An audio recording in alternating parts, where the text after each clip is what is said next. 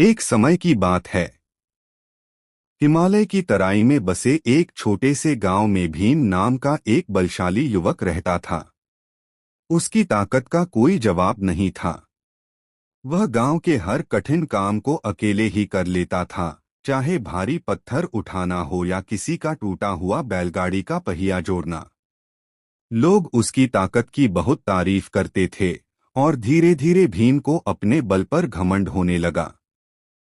उसी गांव में अर्जुन नाम का एक युवक भी रहता था। अर्जुन शरीर से कमजोर था, लेकिन बहुत बुद्धिमान और चतुर था।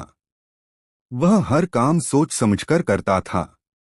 गांव के लोग जब किसी मुश्किल में फंस जाते तो अर्जुन की सलाह लेकर उसका हल निकाल लेते थे। एक दिन गांव में बड़ी मुसीबत आ गई।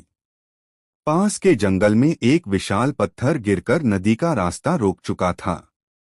अगर पत्थर हटाया नहीं गया तो पानी गांव में घुसकर खेत और घरों को नष्ट कर देगा। सब लोग इकट्ठे हुए और बोले, भीम ही इस पत्थर को हटा सकता है। भीम ने छाती ठोक कर कहा, यह कोई मुश्किल काम नहीं, देखो मैं इसे अभी उठाता हूँ। उसने पूरी ताकत लगाई, लेकिन पत्थर हिला तक नहीं। गांव वाले बोले, थोड़ा आराम करो, फिर कोशिश करना। भीम ने कई बार प्रयास किया, पर नतीजा वही, पत्थर अपनी जगह अड़ा रहा। तब अर्जुन आगे बढ़ा और बोला, भीम भाई, अगर आप अनुमति दें तो मैं एक उपाय बताऊं। भीम ने मुस्कुराते हुए कहा, तुम क्या कर लोगे? यह काम तो ताकत का है।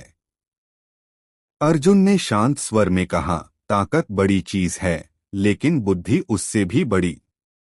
चलिए एक बार मेरी बात मान लीजिए। अर्जुन ने गांव के लोगों से कहा कि वे लकड़ी और रस्सियां लेकर आएं। फिर उसने कुछ डंडे और पत्थर इस तरह जमाए कि एक बड़ा लीवर उठाने का साधन तैयार हो गया।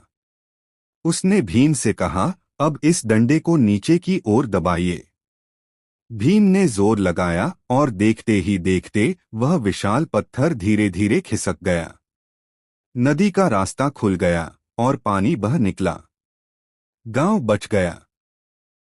सब लोग खुशी से झूम उठे। उन्होंने अर्जुन की बुद्धिमत्ता की प्रशंसा की और कहा, ताकत अपनी जगह है, लेकिन बिना बुद्धि के ताकत बेकार है।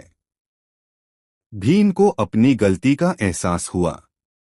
उसने अर्जुन से कहा, मित्र, आज समझ आया कि सच्ची ताकत शरीर में नहीं, दिमाग में होती है।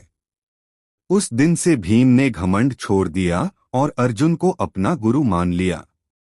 दोनों मिलकर गांव के हर कठिन काम को समझदारी और मेहनत से हल करने लगे। सीख: शारीरिक ताकत जरूरी है, लेकिन बुद्धि की ताकत सबसे बड़ी होती है। जिस काम को बल से नहीं किया जा सकता, उसे समझदारी और विवेक से आसानी से पूरा किया जा सकता है।